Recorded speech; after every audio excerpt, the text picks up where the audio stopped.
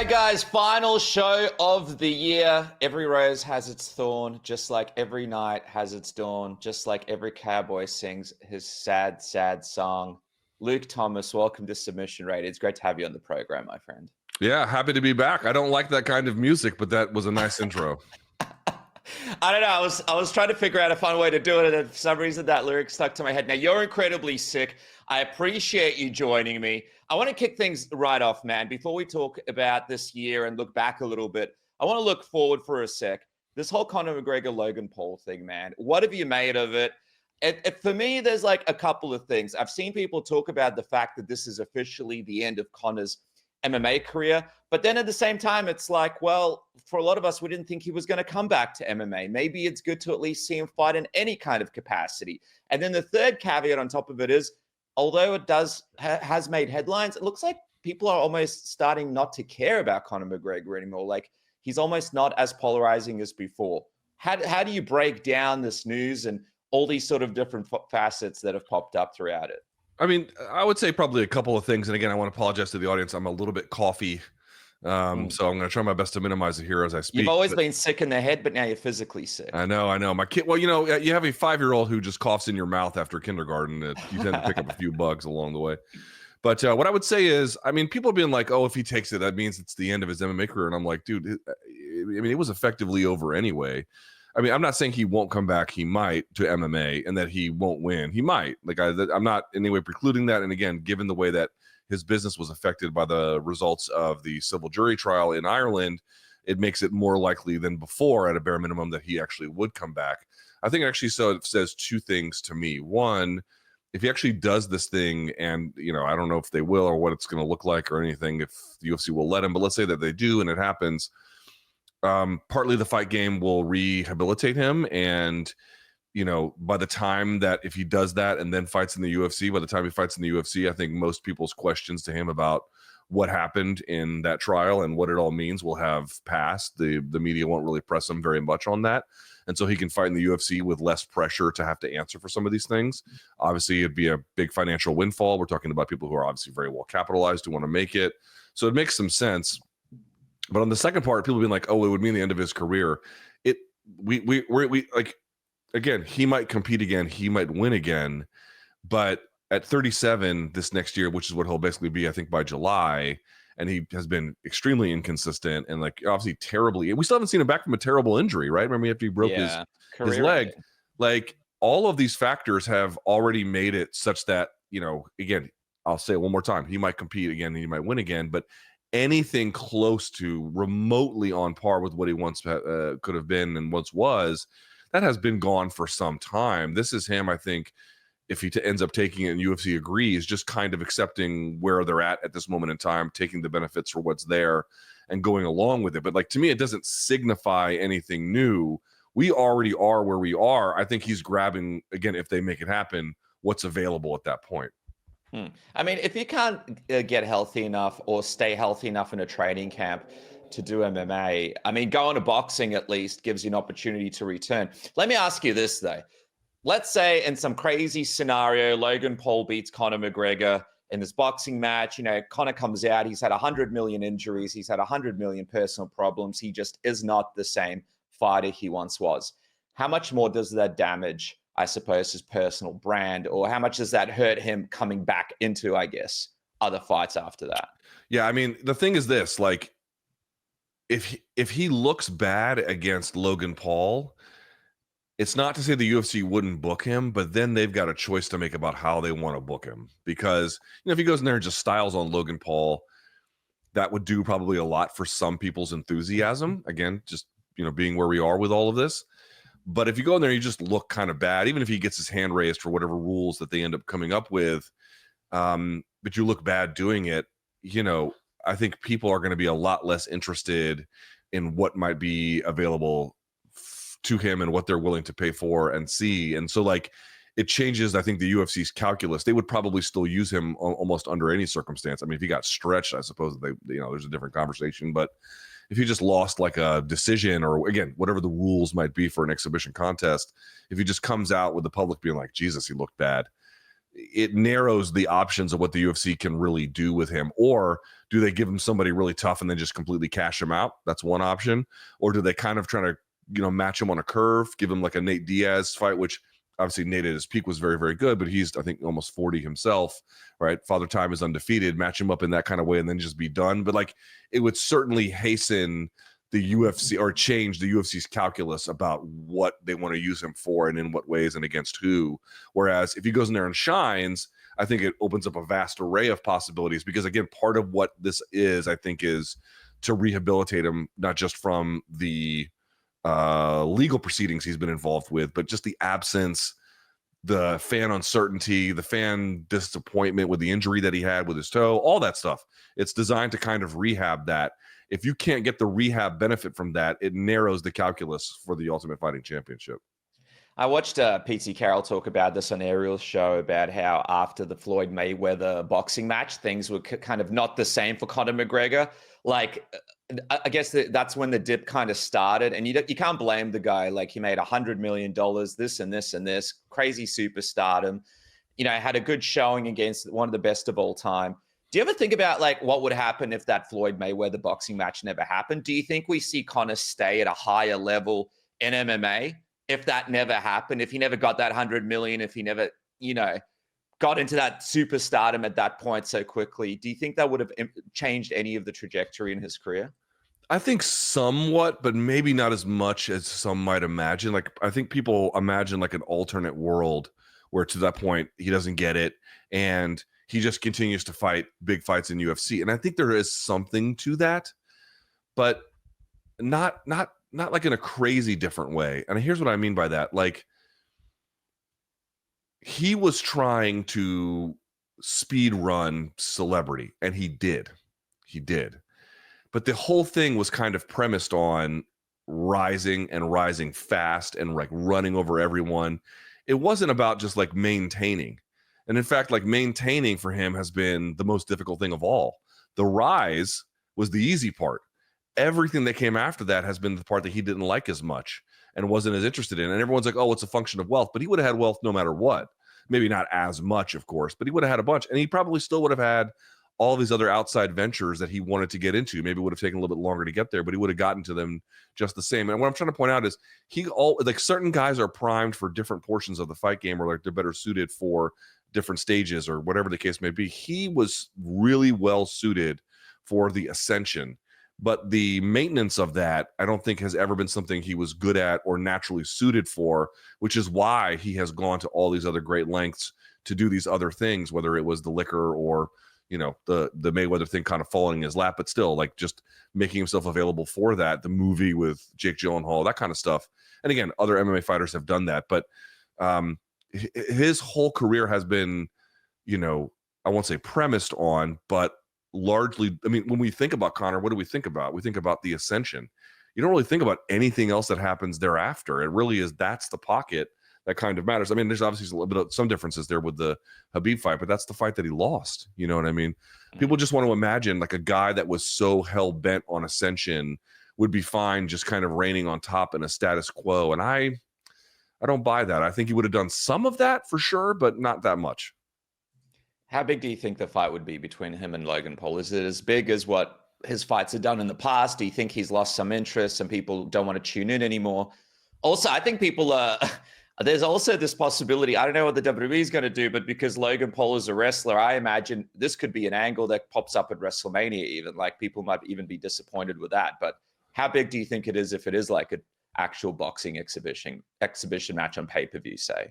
Yeah, big. I mean, it would depend on price point or whatever. I mean, part of the reason Jake Paul and Mike Tyson was big was that it was essentially free on Netflix, free, So, it's always going to be, where is it going to be broadcast and for how much? And that will play a role in how much you get as a broadcast size, but it would be very, very big. I mean, if it was a traditional pay-per-view price and they put it in the United States, that's selling 1 million pay-per-views, no problem, right? And potentially even more than that, 1.5 million. I mean, it'd be quite big, because you'd have the entirety of the TKO brand and resources, leveraging that for maximum view. So all of WWE, all of UFC, all of Power Slap. I mean, you get that Power Slap audience. It'd be dozens huge. of Dozens. people. But in all seriousness, you know what I mean? Like, you'd get these incredible machines of promotion behind it, and there'd be the casual fan factor. It would be potentially quite large.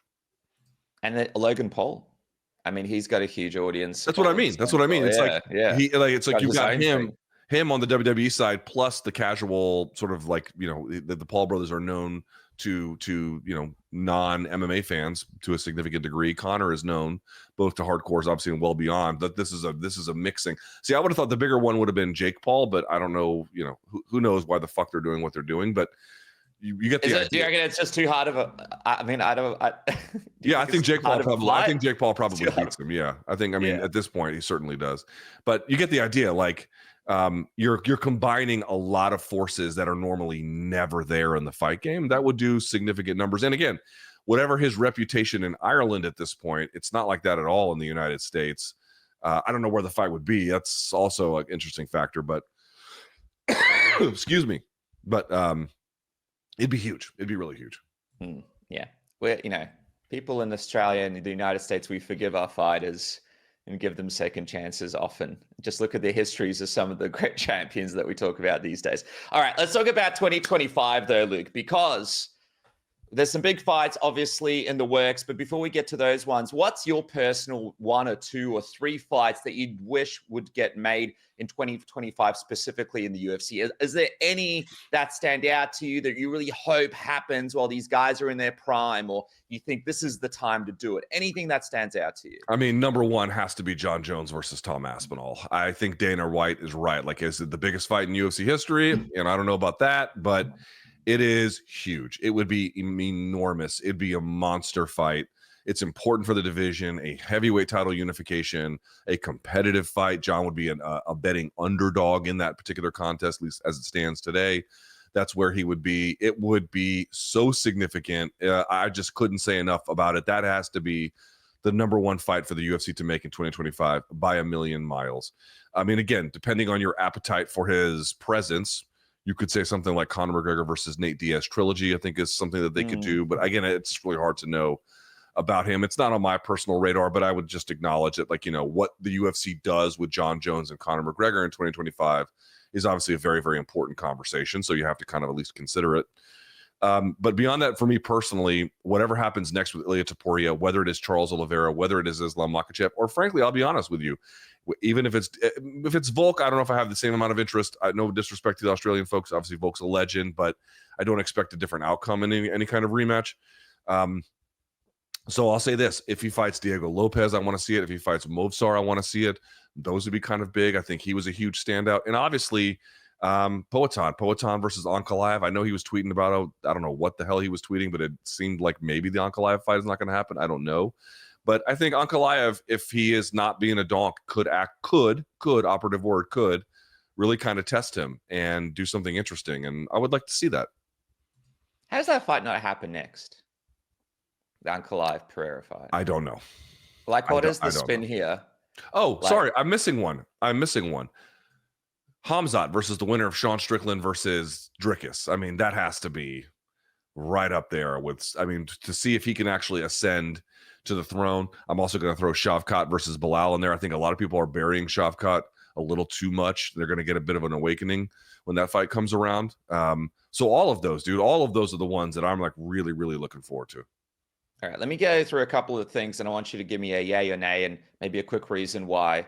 All right, 2025, DDP beats Khamzat, beats Strickland, moves up to 205, challenges Pereira for the belt. You reckon that's yay or nay?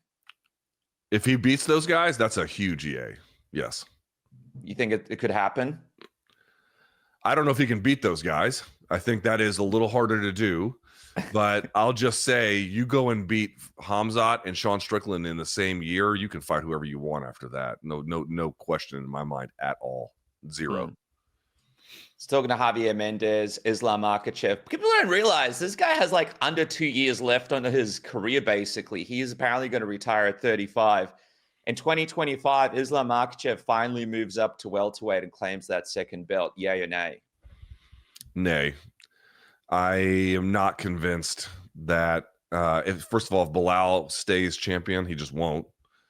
And if Shavkat does it, they could go that direction. But I feel like they've got guys like Jack Della Maddalena on his heels, Sean Brady on his heels. Leon Edwards probably is not done in this division. You just saw Joaquin Buckley, Ian Gary. You've got so many young guns coming up that division and just replacing the old guard. I just don't know if that fight makes a lot of sense. Other than I know Islam wants it, but I don't know. I don't know if I feel that that's like some kind of inevitability. You mentioned Topuria. I got to ask you, man, at the end of 2025, are we talking about the new 155 champion? Does Ilia claim the belt at lightweight, in your opinion? Yeah or nay? I don't think I said this on my live chat. If they fought 10 times, I'd take Islam 6 out of 10.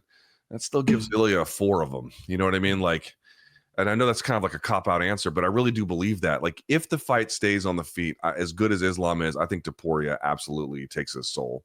I don't think people really understand. I mean, maybe they do now, but for a while there, they were kind of not really grasping what kind of a boxer Ilia Topuria is and how much better he's gotten over time.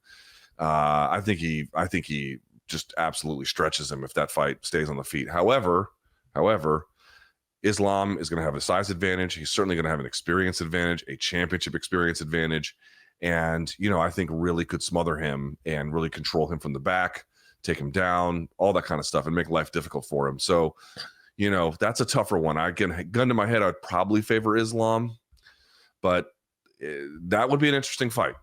At a bare minimum, it'd be very interesting. Did you see his coach, by the way, on my show a couple of weeks ago, said he was walking around at like 82 kilograms. I know. Cutting down. And then Javier Mendez on this show said that apparently that's lighter than Islam before training camp. But then what do you make of like Ilia going with this whole submission thing? Surely he doesn't believe he can submit Islam. Surely these are just mind games. No, he could. He could. I mean, this is going to be a bit of a deep cut, but I remember in the lead up to the Mac Danzig and Mark Bocek fight. Mark Bocek, for folks who may not know, was like a really good, very, very good Canadian grappler. And Mac Danzig had a black belt, but was not credentialed in the same way that Mark Bocek was. And I remember when I remember I got fucking lambasted for this. That in the lead up to the fight, I wrote like my preview piece. I think it was for MMA Fighting at the time.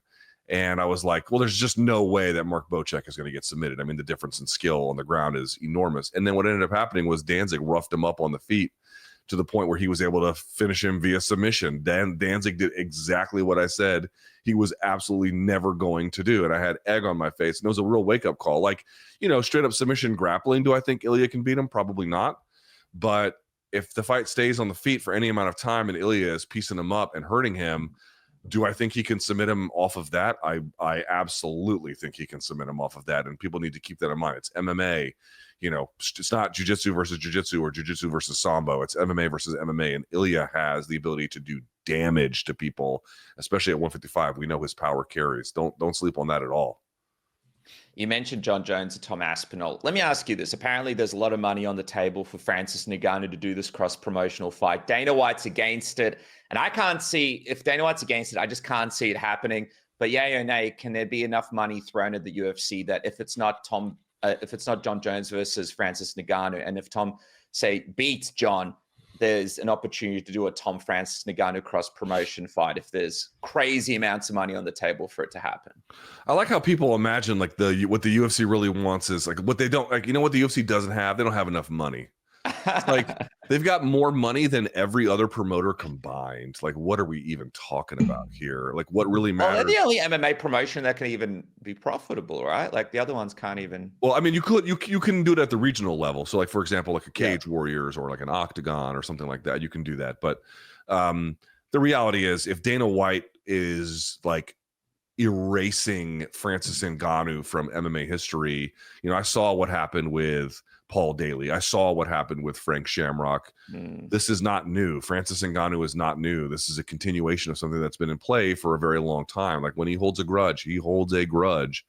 So I know he's only got like one fight left on his deal. Like in theory, you would imagine it could happen, but I have a feeling that Dana is just not really going to ever back down from this. He's going to watch Francis's career end and never use him again. And that's just going to be that. Let me ask you this. what is this fight that Dana White's like, you guys won't believe what I'm working on. You guys aren't going to believe when you see it. Like, this can't be the Jon Jones, Tom Aspinall fight. He's spoken about this. Do you have an idea what the hell he's talking about? Well, so Ryan Harkness of MMA Mania reported that it was the Conor McGregor and Logan Paul thing. He reported that he had sources that told him that that's exactly the fight that they were talking about. Now, not that it was a done deal or anything. Again, to Dana White's point on that after that card, it had just fallen in his lap the night before or whatever. So I think they're still in very preliminary stages, or at least it seems that way. But he reported that that was the one, and that does seem kind of strange and out of left field. But and we're always like, oh, they don't let people do these kind of sideshow fights, but there's one guy they let do it, and it's Conor McGregor. So I guess we'll have to see. That's fascinating, man. I can't believe that. I guess, Logan Paul, he's a sponsor. Why can't you believe it? Because, Dana White, cross promotion, Conor McGregor, he's always been so. The Logan brothers. The Paul brothers. Yeah. I've always just thought, we'd never see this day. It definitely makes a lot of sense there. They're going into negotiations, right? So it's not the worst thing for them to have something like that. They need Conor McGregor for these negotiations. It's not the worst thing to have something like this. I mean, it definitely seems like it's out of left field, and we're all kind of taken by surprise. But then when you think about how many different entities could benefit from it, makes a lot of sense, actually. It's just funny because we never saw the Fedor Couture fight or the Fedor Lesnar fight, but we're getting another guy. Logan Paul. Yeah, totally. Yeah, exactly. This is what I mean. It's like, oh, Francis is available. It's like, and you know what I mean? Like, when they hold grudges, bro, those things are. It's like that's a life sentence, man. That's what that is. Let me ask you, who was the 2024 fighter of the year for you, Luke? Obviously, there's some good ones. Topuria was able to have crazy finishes over Max Holloway and Alex Volkanovski. Obviously, Alex Pereira was able to take over and save a bunch of UFC cards. There's a few other guys who had incredible runs, who were able to grab the titles. What do you think for yourself? Even like a Pantoja, who had a great performance just the other weekend. For yourself, who is the fighter of the year outside of the hype, outside of what people are saying? I mean, my favorite answer to this is there's only one answer to this. It's Ilia Topuria, and I know that drives Poatan fans crazy. And it's like, I got nothing bad to say about Poatan. Who possibly could, right? Poatan, I don't think is the fighter of the year because I'm measuring in-cage achievement. But if you're talking about who rescued the year, it's Poatan, right? I mean, there's just no other way to do that. But when I bring up Ilia as the answer, people have been like, well, yeah, but Pereira has 3 wins and Ilia has 2. Oh, really? Is that the argument, that 3 is a bigger number than 2? Thank you, you fucking idiot, for telling me things that anybody who has a basic understanding of numeracy can deduce. What the fuck is, how is that an argument? The point is not that I don't know that 3 is a bigger number than 2. The point is what kind of 3 and what kind of 2. And yes, Poatan being injured at times and taking fights on short notice, this is insanely impressive. Guys, you are not going to knock out Alexander Volkanovski and Max Holloway in back-to-back fucking fights if you're coming in on short notice. It is never, ever going to fucking happen. Who did it? Who was the guy that came in on short notice and beat those motherfuckers? It just doesn't, Islam, the second Islam and Volk fight, Islam was scheduled to be fighting who? And then Volk filled in on last minute notice. What was the reality there? But Islam was already kind of training, right? He had already been booked for a fight. Dude, you can't come off the couch, even if you're generally in shape, and knock out both of those guys in the same calendar year. 2 of the very best to ever do it. I know what everybody says. Oh, but Volk came in, he shouldn't have taken that fight against Ilia. I agree. I don't think it served his interests, but it ended sooner than it would have, but it was going to end that way. That's how that was going to go. And then you saw the reality of becoming the first guy to stop Max Holloway with strikes. I mean, consider the guys that Max Holloway has fought: Conor McGregor, Dustin Poirier, you name it. He has fought some Jose Aldo twice. He has fought some absolute dynamite strikers, dynamite punchers. And it was Ilia Topuria who took his lights out. We are talking about a guy who beat 2 of the very best guys in that weight class to ever do it. 2 guys are probably in the top 20 MMA fighters of all time. And he did it in a single calendar year. I am sorry, but that is just much more difficult to do than beating a very good Khalil Roundtree or a very good Jamal Hill. but they're not nearly on the same level of acclaim or well-rounded ability as guys like Holloway or Volkanovski. It is so much more impressive for Ilia to have done what he had done. So I recognize that like what Poatan did was extremely impressive. And as I mentioned, in terms of like the relationship he built to the fans, nothing tops that in 2024. But what was the hardest thing to do? Shit, dude, it's Ilia Topuria with a fucking bullet. Yeah, unbelievable. Imagine he goes out there and does the same to Charles Oliveira. Do you think that they do an interim? Like, I know you're not a fan of interim titles or titles really in general, but like, do you think they do an interim title for the featherweight? Because like Topuria's coach was like, oh, we're vacating the title. But then I think Topuria saw that interview and was like, I'm not vacating the title, but I'm also not fighting. Yeah, I don't get that. 145. None of that makes sense. Yeah, like what are you talking about, man? So you are vacating it, or are you going to keep the title and just go to another weight class? But yeah, I don't know what the fuck that is. That is just beyond anything. I don't know. I don't know what even to say about that. I mean, I guess there's a world where they certainly could do that. You definitely cannot rule it out, but I don't know what to say because they are contradicting themselves, and it makes it impossible to like understand what's coming or going. You know. I think Volk deserves better, though. I think if he's ready to go, you got to put him up there. Maybe even like a Diego Lopes, like do something in the division in the meantime. All right, so let me ask you this. Who do you think has had the shittiest 2024, man? There's been a few people that have had a few rough runs, like Jamal Hill, for example. He's had a pretty rough 2024. There's been a few people that have had some average performances, weren't really able to meet expectations for one reason or another. Who do you think has had the roughest year? In your mind? I think Jamal Hill's had a bit of a rough year. You know, he could rebound. He could rebound very quickly next month. The Pereira thing in the gym didn't help. It didn't help. It's been a tough one. Johnny Walker had a tough year, I think. Anthony Smith got the one winner of Vitor Petrino, but I think in general had a really tough year. And again, in his personal life as well, which I'm very sorry to hear, but like it did bleed into the cage. So to speak, as well. Colby Covington had a bad year, he lost the poker tournament as well right after that. Oh yeah, I saw that. That as well. There was somebody made a list of like guys who had nothing but L's this year. I cannot remember everyone who was on it. I'd have to go back and take a look, but some of the names we've mentioned, and again the Johnny Walker one, I think he's really looking for some kind of, I don't know, a reinvention or whatever. Like that's a tough place to be, even at light heavyweight in 2025. Yeah. I want to thank our sponsors for making Submission Radio possible, and of course, Manscaped. One of the sponsors that's been with us the longest is your go-to this holiday season. I want to talk to you guys about the Performance Package 5.0 Ultra by Manscaped. Don't be that family member who shows up solo and scruffy to yet another holiday gathering. Get your winter overgrowth under control with the Weed Whacker 2.0 and that Lawnmower 5.0 Ultra, baby. It helps you seal the deal this cuffing season. Who knows, you might even outshine your weird uncle who's still rocking the goatee from 1985 and claim your spot at the top of the sibling power rankings.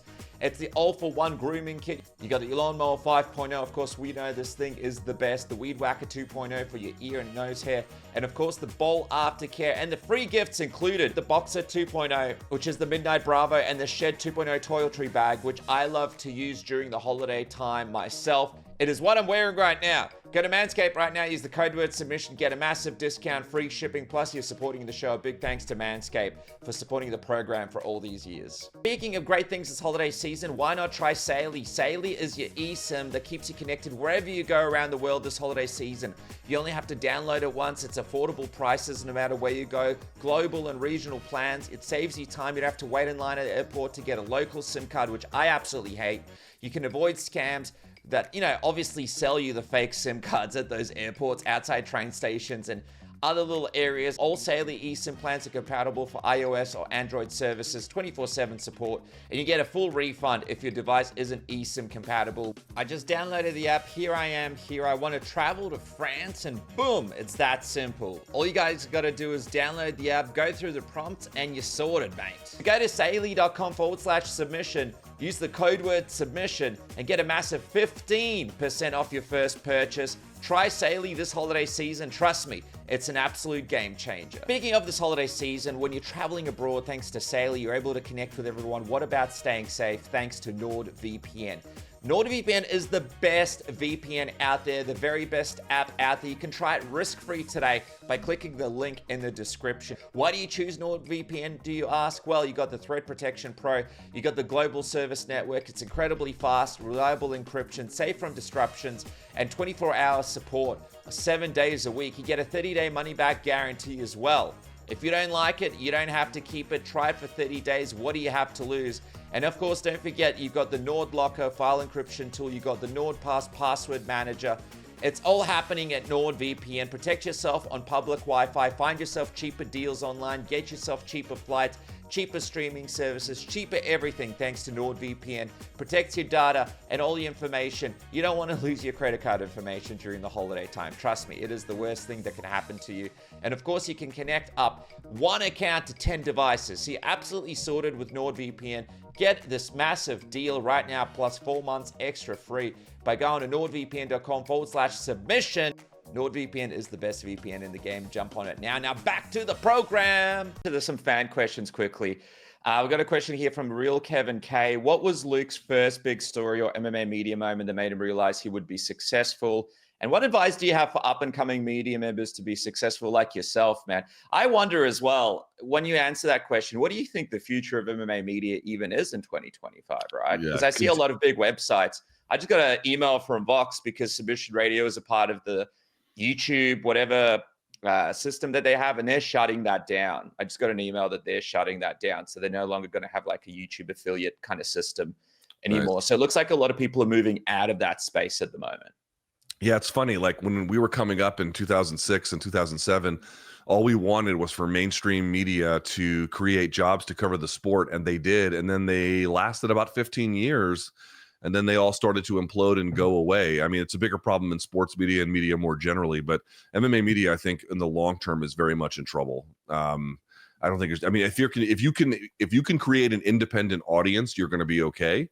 But you have to master a platform. You have to be like, well, I don't know if they're going to keep TikTok around in the United States, but you got to be a TikTok star or an Instagram guy or a YouTube guy or whatever. You have to have a platform that you can dominate and an audience that you can control, because if you don't have that, those jobs are completely going to go away. And I think that, honestly, I'll be very honest with you. I think there's a fucking giant reckoning coming for a lot of people. Maybe not next year, but in the next 2 to 3, certainly within the next 5, there's going to be a lot of folks who currently have jobs that will not in that time. But the first moment for me was it was when Brock Lesnar fought Frank Mir, and I was running BloodyElbow.com at the time with Nate Wilcox. And, we had done decent traffic. It had gotten bigger and bigger and bigger. And then the traffic was so fucking huge for that fight. I'll never forget. It was so wildly beyond what I ever thought possible. I remember thinking to myself, I think because it was also a big deal at Vox at that time. And I remember thinking, if I can do this, I can do this for a living. You know what I mean? Like if I can see stuff like that in any kind of reasonable consistency, then I can do this for a living. And at least up to this point, that has proven to be correct. I love that, man. That was a fight as well that I thought, hey, maybe this is something I could do. But just to Kevin's point as well, like I've never had a job in MMA. I've always sort of created my own channel with Casper and done my own thing. But one of the advice that I have for anybody out there is just work hard, because if you go out there, you work hard, you put effort into your interviews, you're the last guy in the room. Even if the sport's dying, people will notice how much effort you're putting into things. There's this whole world, like you mentioned, with social media, like Dana White's got some chick in a briefcase. And then at every event, people asking, what's your favorite hat? What's your favorite color? What's your favorite food? Can you brand me? And a lot of people kind of take the easy way out when it comes to this kind of stuff. But I don't think there's a substitute for hard work and going out there, speaking to the next up and coming fighter, really sort of working hard, and just don't have an expectation on making any money in this, because it's hard to come by. And if you do make money, Luke, you can tell people, man, like it's still a lot of work. So yeah, I mean, I've done all right. I've done better than most, but even then, it's the dollars are hard to come by at times, for sure. Yeah, and just don't go to the dollars, because we've been offered a lot of stuff, me and Casper. We've always knocked it back. Just be true to yourself. I have obviously work full time and stuff, but I prefer it this way. All right, another question here from a fan. All right, Provis and Clive, we've discussed that. We think it hopefully happens. Next one. Oh, this is a good one. Which former champion do you guys think has the best chance of regaining the strap? Other than O'Malley, they all feel like they lost it. at the end of their prime. Okay, so you mentioned before, Volkanovski, respectfully, you don't feel like he would regain the strap unless, I guess, they do this interim title thing with Lopes, and then yeah, I mean, he could get it if Ilia, I think, fully gave it up. For sure, I think he could get it then. All right, what about someone like Adesanya? See, he's fighting, obviously, and Saudi himself. We've got Israel. Who else do we have out there? We've got a number of people trying to position themselves to get back to the title. Do you see any of those previous champions? Let's go through it. Now, maybe Figgy at 125, if he can get back down there, that's an interesting possibility. At O'Malley at 35 is an interesting possibility. Jan as well. We don't know how Jan matches up with Umar or something like that if Umar ends up beating Merab. At 45, you mentioned Volk. I think that's possible. At 55, I'm not. I mean, who the fuck? I mean, you got Oliveira. He's trying to get back there with this. Yeah, I don't think so though. I think Islam has his number. At 70, Leon probably not. 85, Izzy. I think Izzy's the second best middleweight of all time, right behind Anderson Silva. But I do think his best is behind us. At 205 is a fucking who had it before. I mean, just forget it. And then at heavyweight, Aspinall could like unify, but that's about it. Yeah, and I think I guess on the women's side, I don't know who that would be.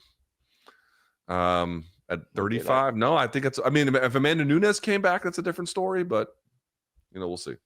Yeah, and Demetrius Johnson's not coming back, so we're not seeing that Pantoja fight. Right. Favorite discontinued food item? This is hilarious. I had a video that came out when Brian and I were high as shit in a Vegas hotel room, and someone asked us this question at the time. It was very, very funny. I don't even remember what the fuck I said because I found the question like humorously weird. I don't know. I don't know what discontinue. I mean, I guess like I mean the McRib, but that comes back seasonally,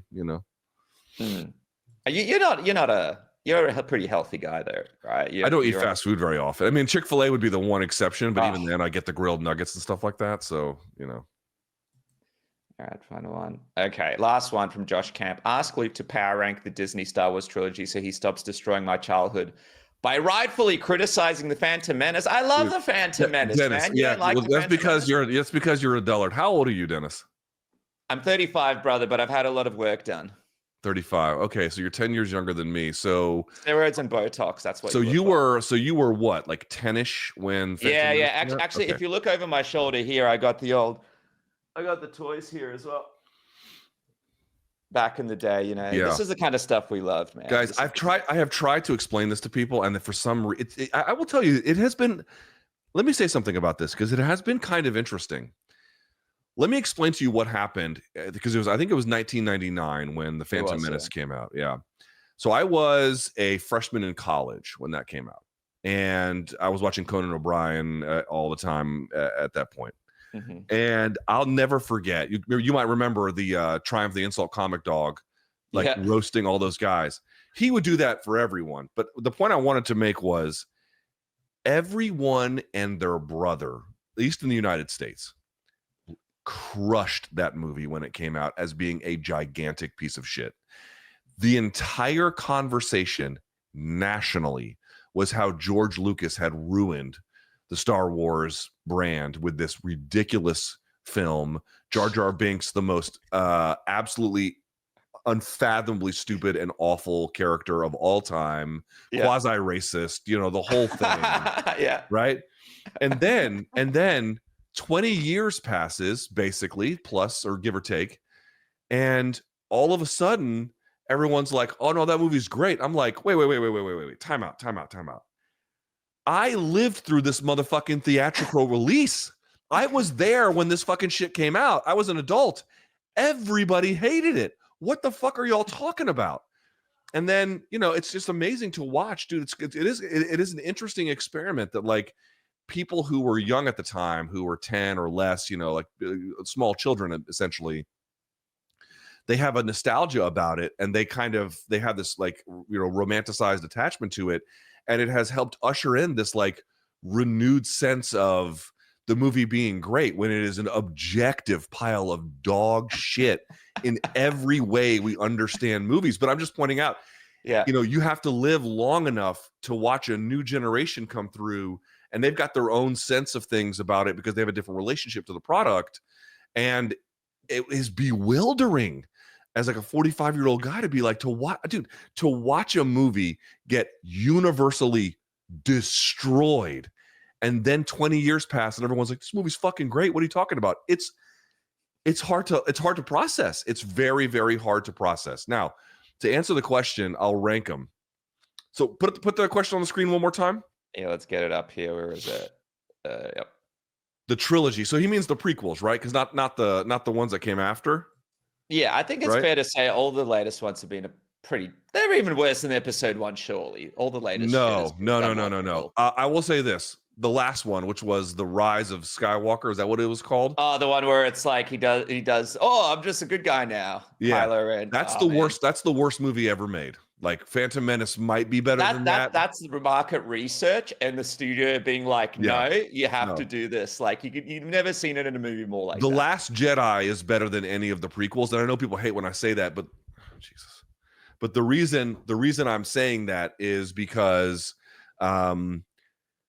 it was the first time a Star Wars movie grappled with the reality of the Jedis being a failure that I really kind of appreciated. Maybe there was a bunch of other ham-fisted shit like the casino scene, and like all of a sudden Leia's just like getting back into a fucking spaceship even after getting exploded. I mean, it had a lot of problems. Please don't misunderstand me, but at least they made a central point in that movie, which was the institutions that we have built around us will not save you. They will fail. And we live in an era where I think a lot of people might feel in a similar vein. And I like that there was that tension. I know audiences didn't like it, but I actually really appreciated that.